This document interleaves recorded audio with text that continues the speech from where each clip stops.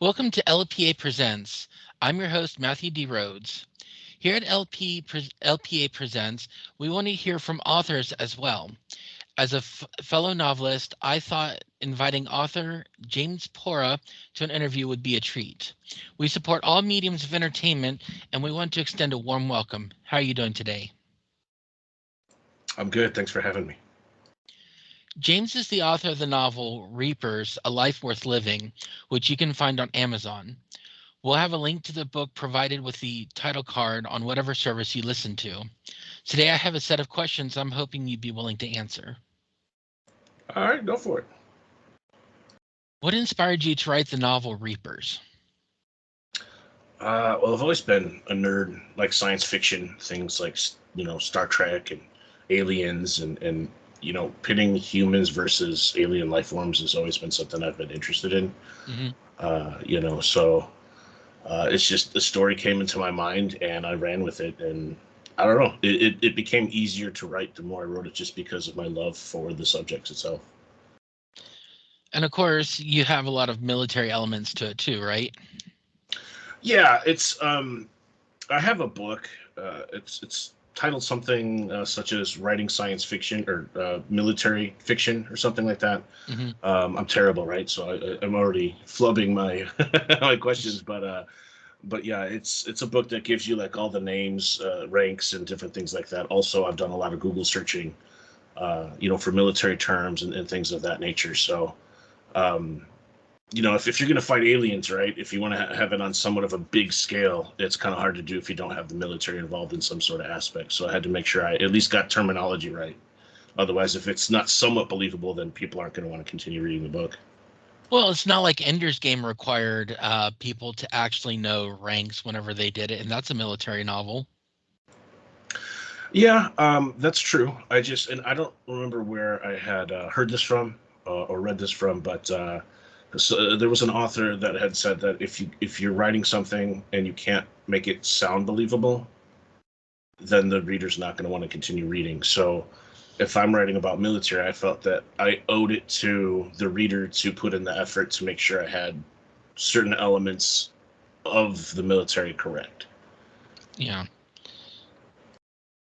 What kind of research did you conduct before writing this novel?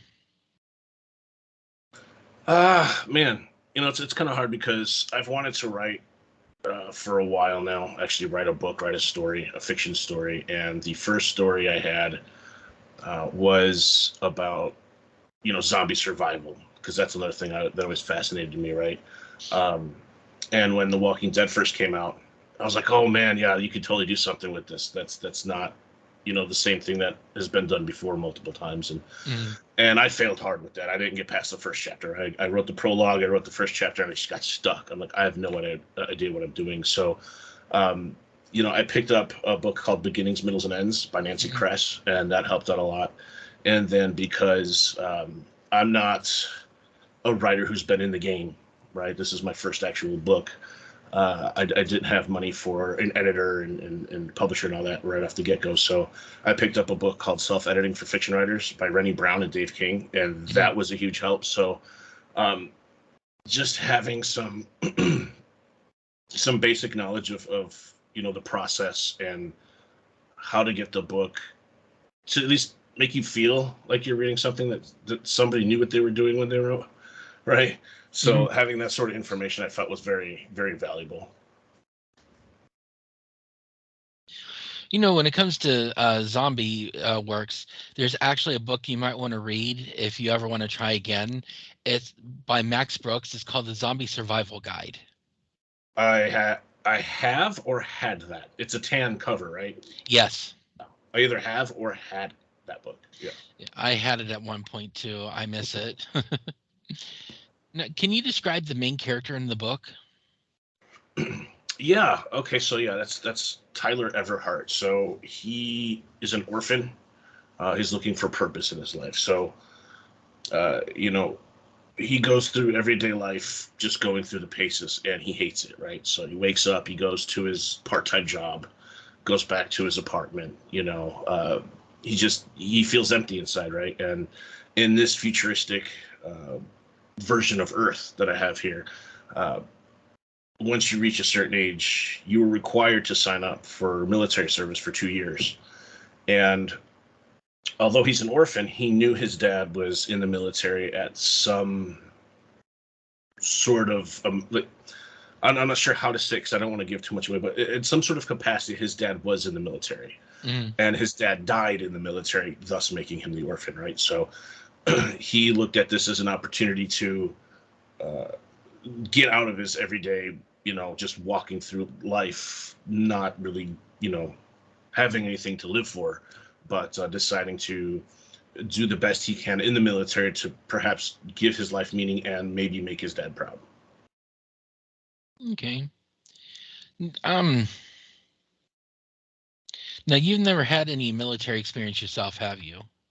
No, actually, I wanted to join the Marines. My wife and I both were going to join the Marines. We were dating in high school, and they said, "Well, if you don't want to get separated, you need to get married first." Well, we got married, and then I ended up getting sick, and for medical conditions, they denied me, and so we didn't end up joining. So sadly, no. I would have loved to been a Marine, but it just was not in the cards for me, I suppose. I can tell you right now, it would not have been an easy venture. Well, I mean, and that's the thing. Like, in everything I do in life, I learned through attrition. Mm-hmm. So, but I mean, back then I was in fantastic shape, and I've studied martial arts most of my life. I was very fit, so I didn't feel like the physical part of it would have been difficult. But I felt, the structure probably would have been real good for me in my life at that time.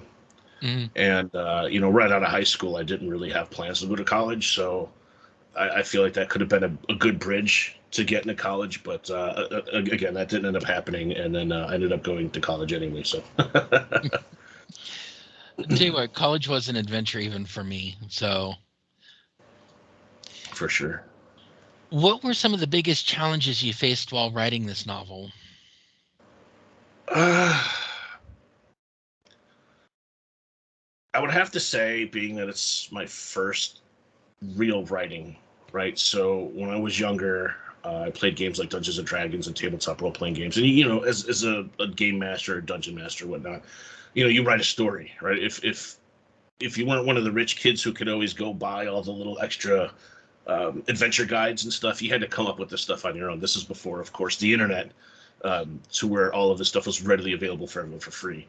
Mm-hmm. So I'd come up with stories and things like that, and then put the players in and let things happen. But writing a book is very different. I didn't think too much about that when I started writing a book, but I had to really retrain myself to learn how to write and show and not tell, right?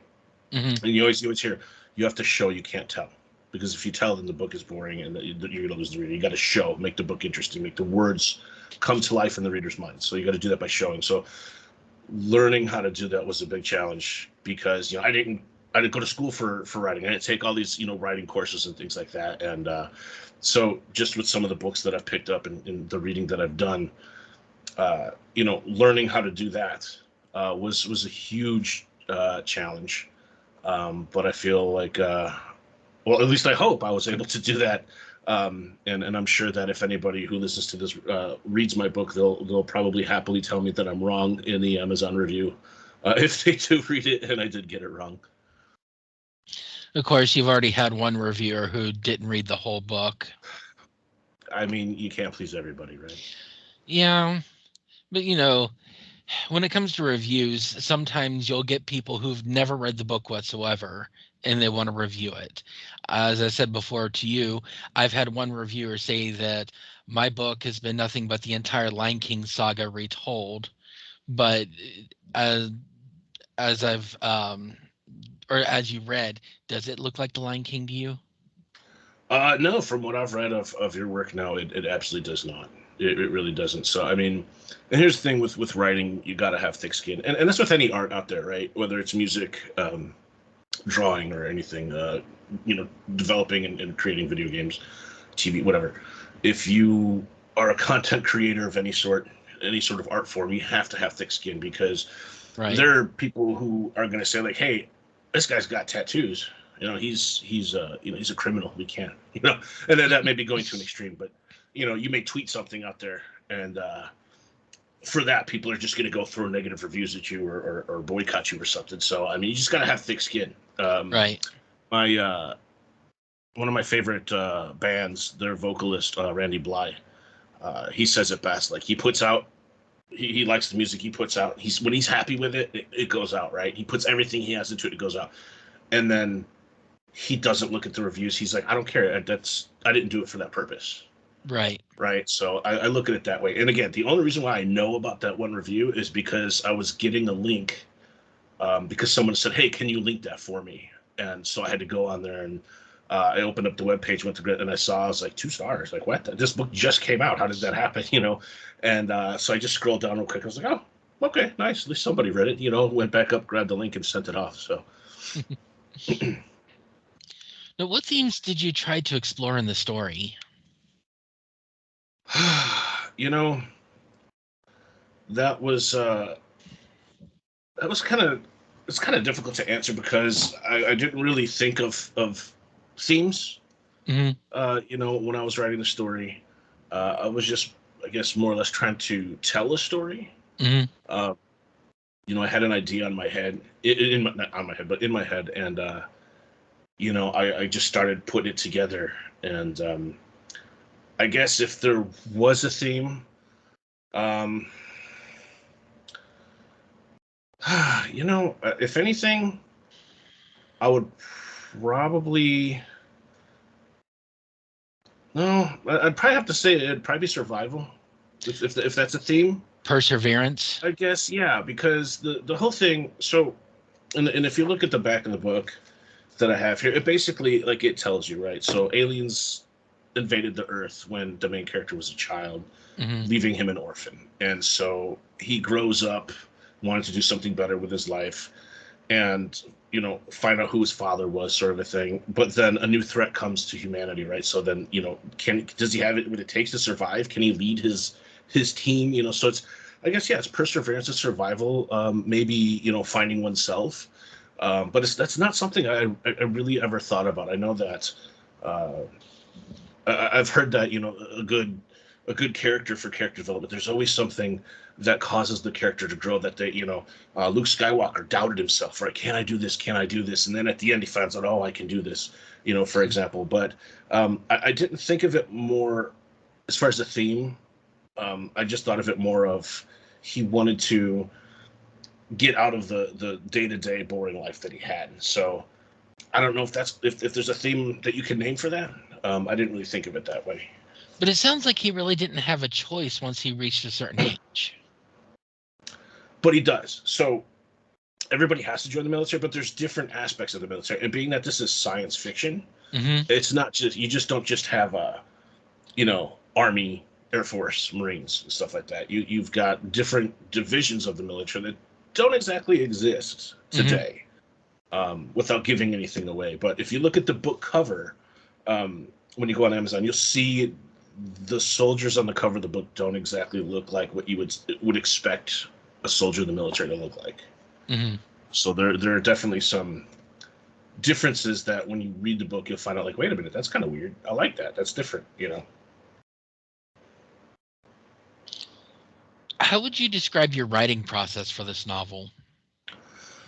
The writing process was quite funny, because when I started out, I didn't know how I was going to do it. Right. So I found out, have you heard of Udemy? No, I haven't. Okay. So Udemy it's an online, and I'm not paid by these guys, but it's an online, course class thing. You buy a course for, $10 or whatever. They're always on sale, these courses, for $10. And then you get these, whatever, depending on the course, on what it's on, how many hours of video that you watch, and they teach you about whatever. They have all kinds of different stuff. Well, I found one about writing a book, and how to write a science fiction fantasy novel. And I actually have, I'm trying to find it. so I can actually tell you what it is, because it actually did help me out a lot. Um, where could it be? Okay, maybe I'm losing my mind here. But let me see here. No. Uh,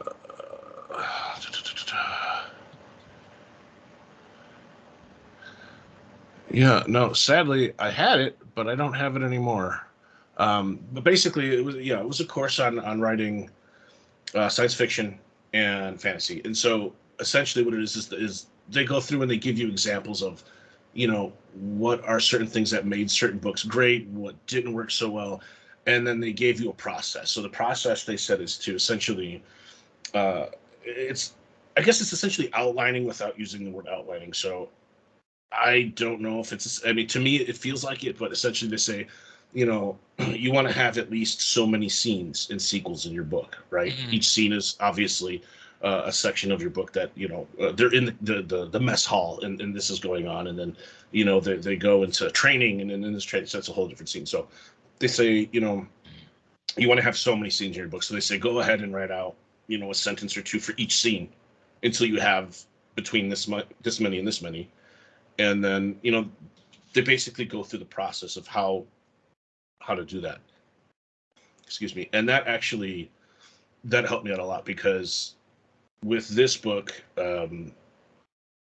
things just fell into place. Honestly, like once I had the scenes done, the scenes and sequel stuff done, I Hmm. went to the actual, part of the program. We just start typing in all the meat of the story, and I was putting out 3,500 to 4,000 words a night in a 3-4 hour span, just consistently, and it worked a lot for me. So I wish I could find this so I could tell you about it, and you could potentially share it with people who would be interested in it, because like I said, for me it really really helped me out, and I think it would be beneficial to anybody else who wanted to start writing and have some sort of structure and process to the art itself. Hmm.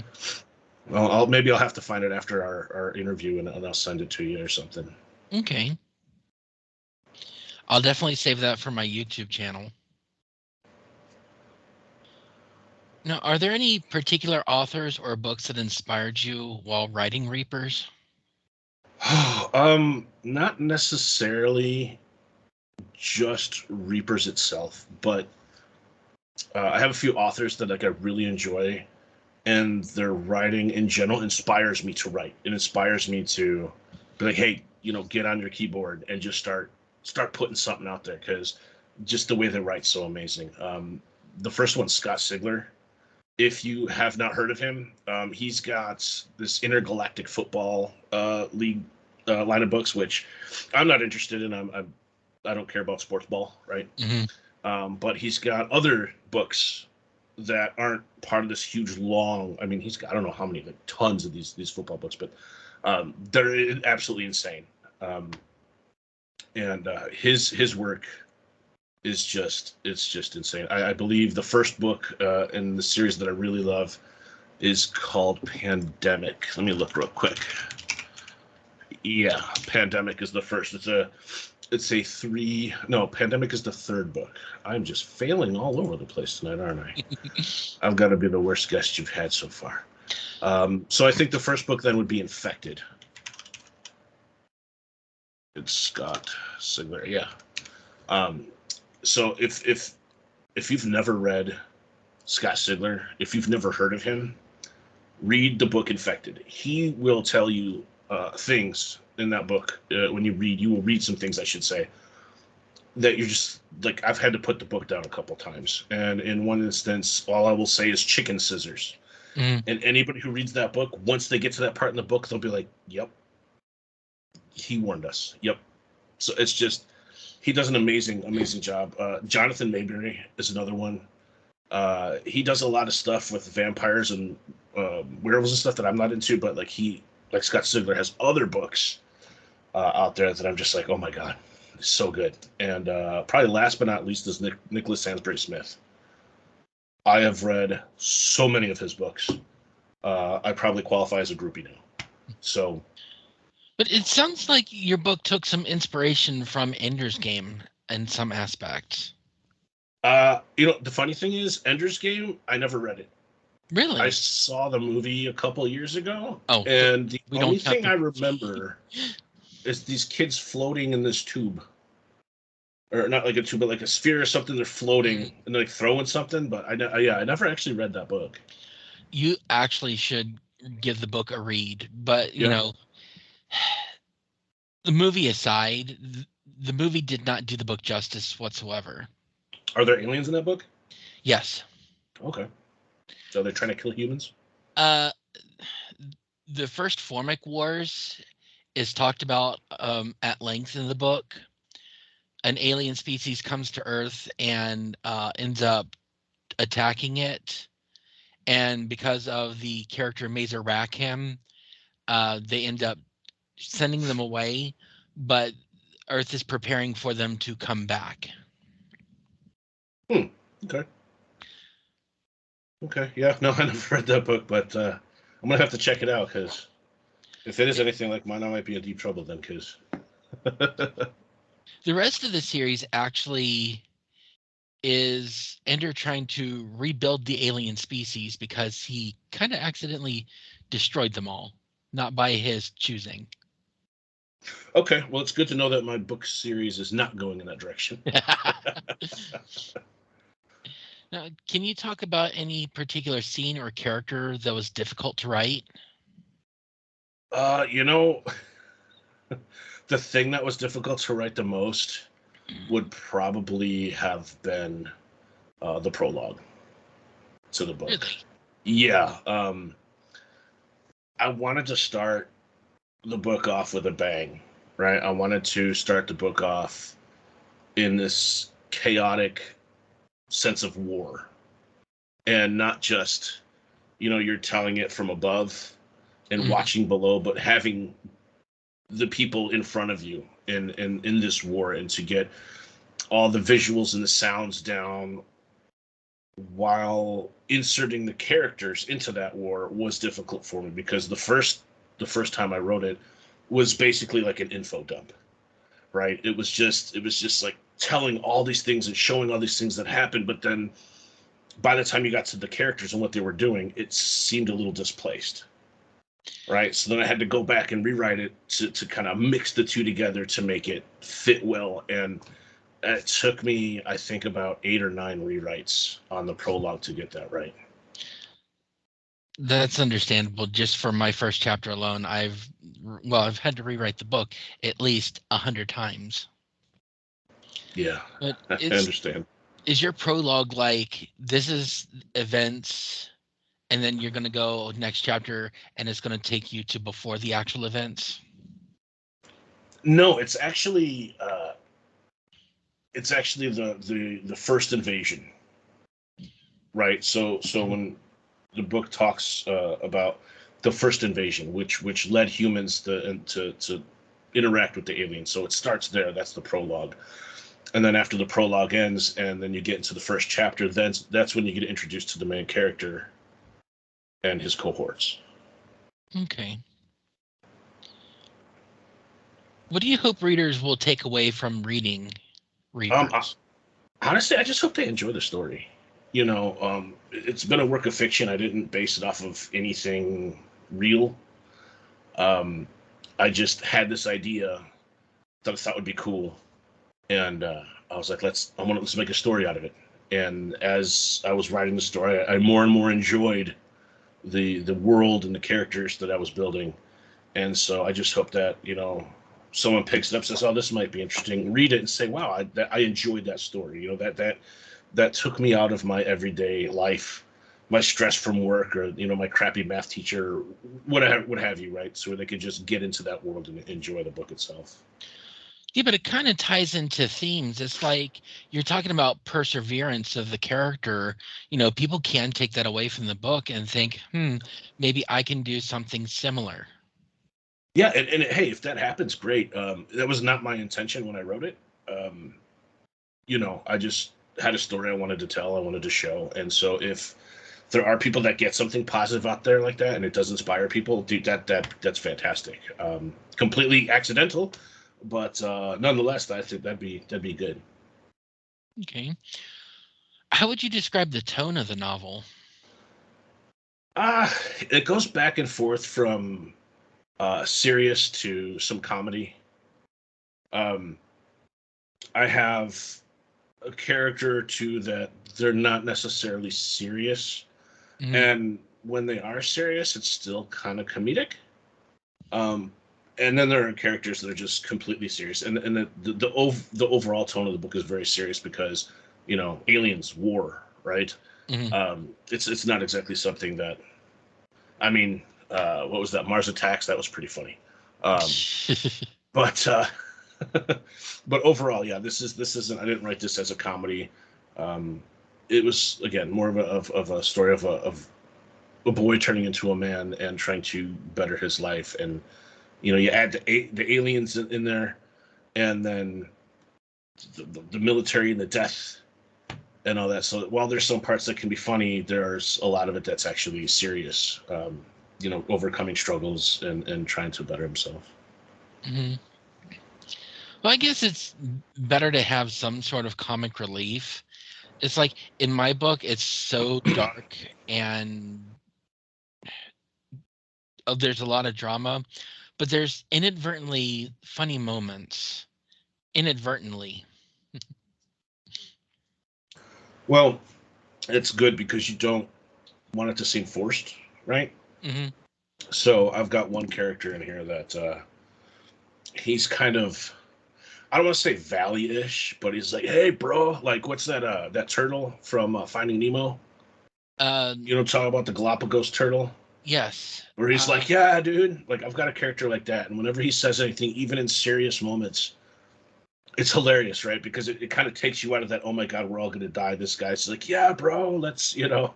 Um, so there's that kind of funny stuff, and there's a little bit of tension between some of the characters that kind of make you chuckle, but Mhm. overall, it's serious. Are there any important messages or lessons that you tried to convey in Reapers? Uh no. Again, I just wanted to write the story, and I guess if there's anything that I could say that would be an important message or lesson that the book could show, would be what no matter what life throws at you, just don't give up, right? It's kind of in Just the subtitle. Yeah, but that's the thing is just don't give up, right? No matter what happens in your life, no matter what kind of bad hand you've been dealt, if you try hard enough and you push hard enough, you can make it work. Things can get better.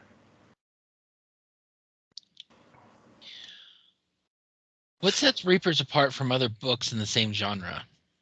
I'm not exactly sure how to answer this. I didn't write it to set it apart from any other military sci-fi books. I really wanted to tell the story of the main character, Tyler Everhart. And I, the thing is, these these soldiers, these characters in this book, they're more than just your Marine, right? So it's in the future. You've got, we'll call them, for a lack of a better term, which is actually what I end up calling them in the book because I didn't have a better way to anything better to call them. I call them the armor division, right? Mm. So they all wear this special armor, which gives them, inside their helmets, you get the standard sci-fi tropes, like you get the heads-up display. There's like a life support system and things like that in there. Um, but they're better. They're better than your regular soldier, right? Because the armor gives them some abilities, and these guys go through some augmentations and things like that to make sure they're the best of the best. Mhm. So it's just if anything, the thing I didn't want to do is I did not want to write Halo, right? Mhm. I've read some Halo books when I was younger, when I played the game when it came out on Xbox, the Yeah. first Xbox it came on. And I thought it was cool, right? Master Chief running down, mowing all these aliens and all that stuff. I thought it was really cool, and it definitely fit my ideas of a good time. But I did not want to write a Master Chief book. I wanted something in the future. I wanted aliens. I wanted sci-fi, and I liked the idea of soldiers not being in regular fatigues, fighting these crazy aliens. Um, and I'm sure there's a lot more books than Halo out there that have soldiers in some sort of armor, power armor, or whatever. I mean, Warhammer 40K, for example, they wear so much armor. Their head's like this big inside of a helmet this big. So, I wanted to make sure I did not write Halo. That was the biggest thing that I made sure, like, do not write Halo. Well, if you recall correctly from the Halo books, they actually explained that there was a select amount of people that were given augmentations, and only a few of them actually survived. That's correct. Whereas yours, everyone pretty much survives the procedures, don't they? No, No. they do not. But it's the difference is that although there may be some similarity in like, yeah, not everyone makes it, but you have to think of it in a way of, we're not sensationalizing one guy being Master Chief, right? This guy, he made it out, no problem, right? The thing is that what they're doing to their body, to their eyes, to give them better sight and to increase bone density and muscle mass and things like that, the things they're doing to make them stronger soldiers. Not everybody's body can physically take that. There's got to be some genetics involved, and so yeah, there's people who they didn't make it through it. They're in a wheelchair, or whatever. But it's not like, hey, there's two people that made it. It's not that much of a, oh, you're special versus these guys aren't. It's just that some people just, you go get an organ transplant, right? And sometimes it's just your body rejects the organ. So it's just kind of like that. I made it, tried to make it more realistic in a sci-fi sense than just saying, hey, here's this one guy who's so amazing that everybody else dies, and this guy, he no problems. But it sounds like you added a human element. I mean, Master Chief himself is more all about, hey, I'm out for war because that's what I was built for. Whereas everyone else in your book is more, we need to work as a group, and has more of a human element to the characteristics.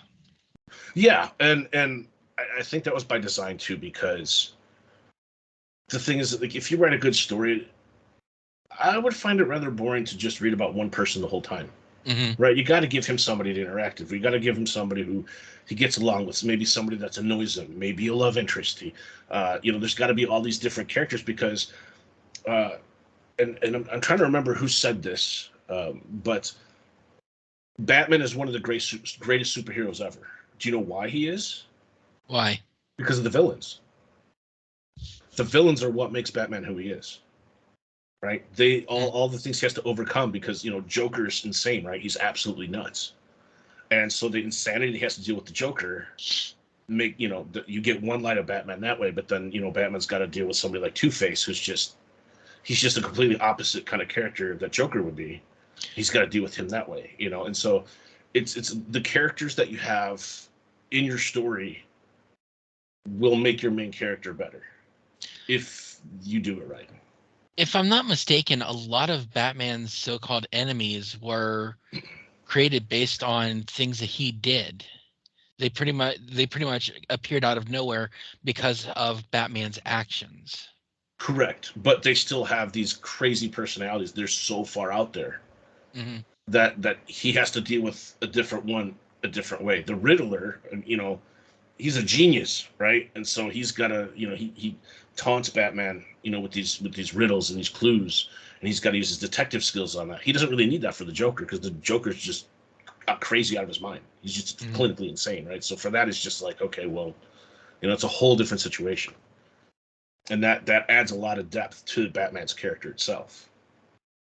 So by having these other characters in my story, now I'm not saying my character's as good as Batman, right? I'm not saying that. Please don't get me wrong there, but having these other characters in the story, I feel makes my main character, gives him more depth. Makes him someone you can understand more, and in turn ends up making the other characters around him, gives them more depth with the interactions with the main character as well. So hopefully it all works out in the way that at least it did in my head. Can you discuss any symbolism or metaphors in the novel?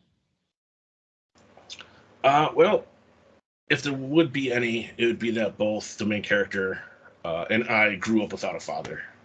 So although his father may have been a war hero, and mine was a deadbeat, we both had to push through struggles in our life, right? So if anything, it'd probably be the only, I guess, symbolism that I would have in there. which I guess could help out a lot of kids if they grow up in a single parent home. Mhm. If this guy can do it, maybe Um, again, I didn't write it for that purpose, but if there's any symbolism in that book, that would probably be it. Okay.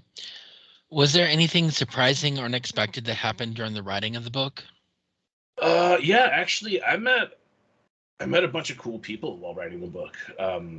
The majority of my writing, I stream it online while I write, Mhm. and I've met some really cool people on that. I don't want to name drop, right? But I know one of them for sure.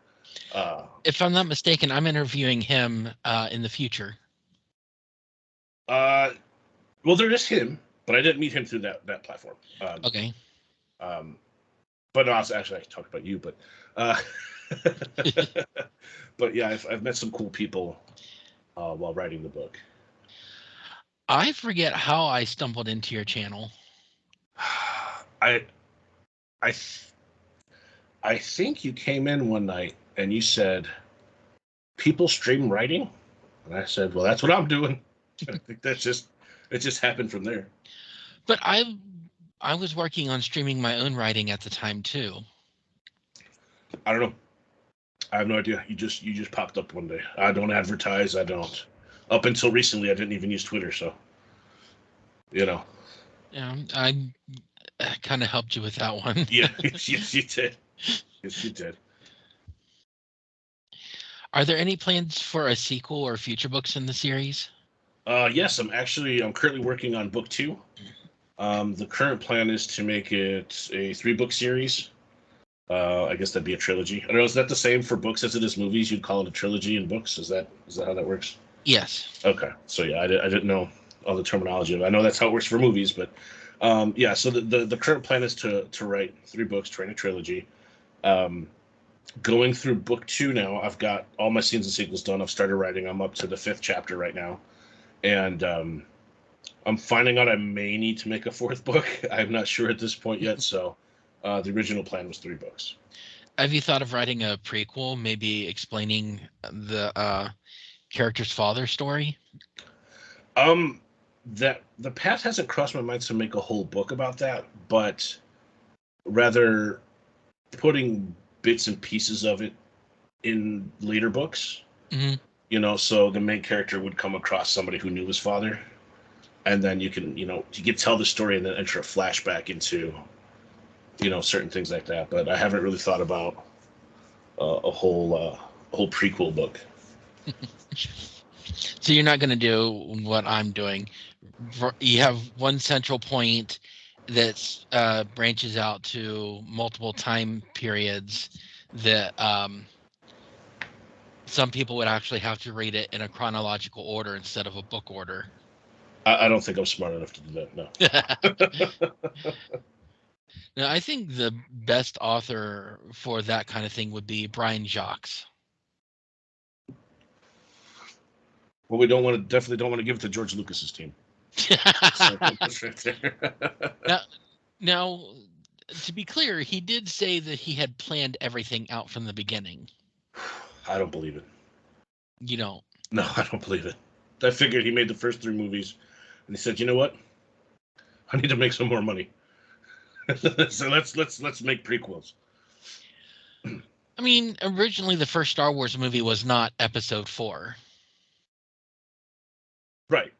That's what I'm saying. Though he made the first 3, and then he said, "I need a couple more bucks. Let's go back in time and write everything from beforehand, and make the prequels." And then it just I don't. I honestly don't think the prequels were planned.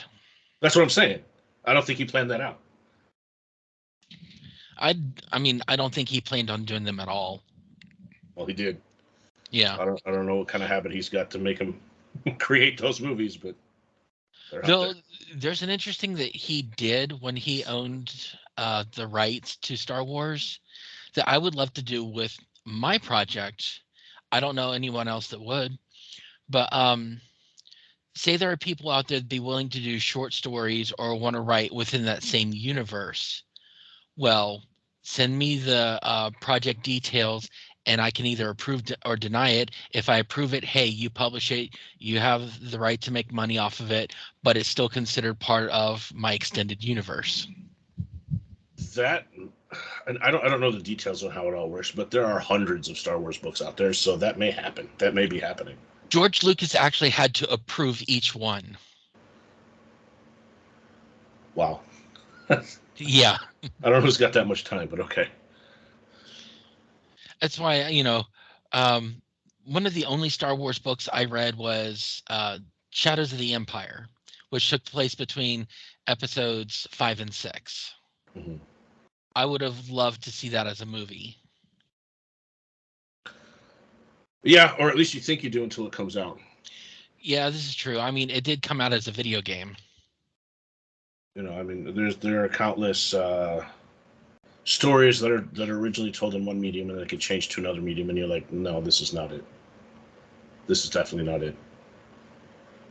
Unless you're trying to do two mediums at the same time, like I am. Well, I can't help you there, sir. Speaking of which, do you have any plans to write as a TV series or a movie? No, I saw what Hollywood did to Halo. I saw what they did to Resident Evil. No. But those are video games turned movies. I guess in another sense, if you want to talk about bad books to movies, um, Aragon Timeline by Michael Crichton, that was a terrible movie adaptation. Nope. Aragon was decent, but it really didn't garner the same audience. Yeah, I don't know. See, I never read Aragon. My wife's got the Aragon books. I don't know how many there are, but they're fat books. As my roommate says, the author is a little bit long-winded in his writings. Yeah. So, yeah, I haven't seen those, but yeah, I've seen Hollywood has just butchered so many things. And we'll take The Witcher. Mhm. Right, The Witcher. The story was great. It's interesting. It's a little hard to read for me because of, I guess, the translation from Polish to English. Mhm. Just some things while reading just kind of didn't pull you in as you wanted it to. But then it made a decent video game, and then they brought the show out, and it was good, and then they got rid of Henry Cavill, and then they're like, it's going to be trash now. So um, I don't know. If anything, I think if there's any sort of visual entertainment, I think it might make a decent anime. Like if you watch Cyberpunk Edgerunners, Yeah. I think like getting Trigger to do something with it might be awesome, especially because of the type of the subject that it is. Right, for to do it live action, it would probably cost way too much money for someone to pick up a no name like me and say, "Hey, we want to do your stuff." But would you yourself be willing to write the script? If the right people were behind it. I mean, it's like I own an animation studio. I actually plan on branching out and having more projects aside from my own. Yeah, I mean, an animation studio. Yeah, I'd write the script for it. But yeah, I would not be interested to put it live action because it would either be done and it would feel like a bad B movie, Yeah. or it would just be the situation to where the people in charge of it would be like, we don't care about the source material. This is what we're going to do with it. Kind of like what they did with Starship Troopers. I haven't seen that either. Okay, so I tried to read the book and I saw the movie when I was younger, and I can tell you there is a major difference between the book and movie. It's like the movie took the primary concept behind the book and just made it something completely different. You know, ha- have you played The Last of Us, No, the video game? Okay. Have you seen the show? no. Okay.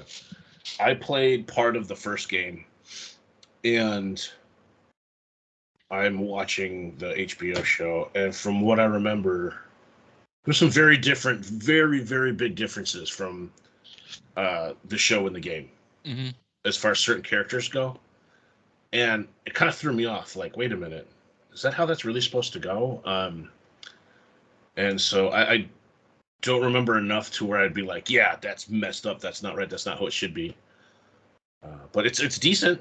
but does it follow the source material as is? I don't believe so. And if it was my project, it was my baby, right? I spent Mhm. so many months, years, whatever, creating this world, creating these characters, and then for somebody else to say, "Hey, we're going to take your idea. We want to, you know, we're going to pay you this amount of money so we can take your idea and put it on the big screen," and for them to have them totally botch it, I'd be like, "Oh God, why? Why did I ever do that?" Right? Yeah, sure, I've got tons of money now, but the thing I've worked so many hours on, the mass public sees it as nothing to what I wanted it to be when I created it. But authors like J.K. Rowling actually worked with the screenwriters in order to make sure it stayed true to um, the books. Yeah, and I don't think everybody gets that opportunity. I don't think everybody gets that chance. Yeah, that's understandable. And that's the sad part. I mean, especially like with Halo. I think it was Mhm. Halo where they said, they asked them, "Did you read the books? Did you play the video games?" They're like, "No, we didn't. We're doing our own thing with it," and it failed horribly. So, Yeah, just like Resident Evil Welcome to Raccoon City. I mean, they took one of the greatest characters and made him a screw up. yeah. So, yeah. So I have no faith in, and again, my story might not be the best sci-fi, military, alien, whatever out there, Hmm. right? It may be more of a character development, and we like these characters, and this is the situation they're in.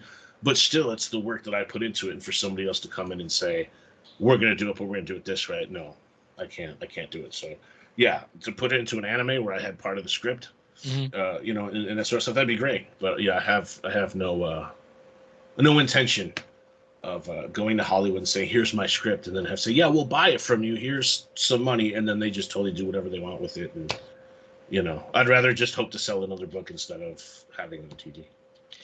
Yeah, that's understandable.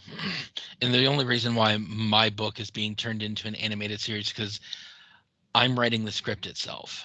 Yeah, I'm making sure that it stays as true to the novel as possible.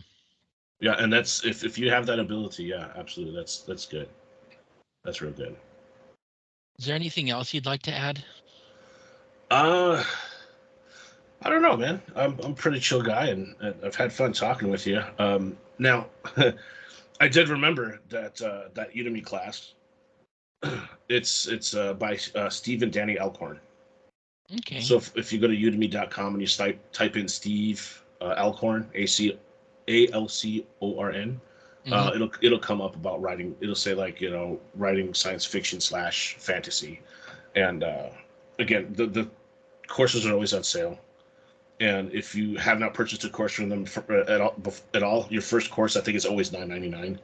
And that course, not Udemy as a whole, because I'm sure there's a lot of trash on there as well, but that course alone helped me out a lot, and understanding how to write a book and to do it, to the best of my ability. So I definitely recommend that. But yeah, no, I've had a blast. I haven't done a podcast or an interview in a long time. It was my previous life, many years ago that I used to do that. So this was a lot of fun. Okay. Well, thank you for taking time out of your busy schedule to meet with me today. Yeah, no problem. Thanks for having me. This was fun. If you're interested in the movie industry or even in being an author, tune into our podcast every month on Spotify, Amazon, and Apple Podcasts. We interview everyone from actors and directors to screenwriters, crew, and authors. In the meantime, we'll see you next month with our next special guest. Stay tuned.